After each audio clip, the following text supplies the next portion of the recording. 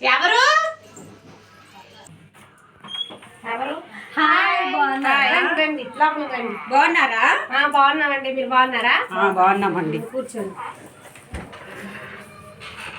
Water ఏమైనా తీసుకుంటారా?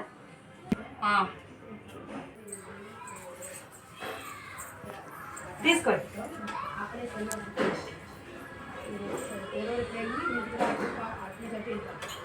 Thank you అండి.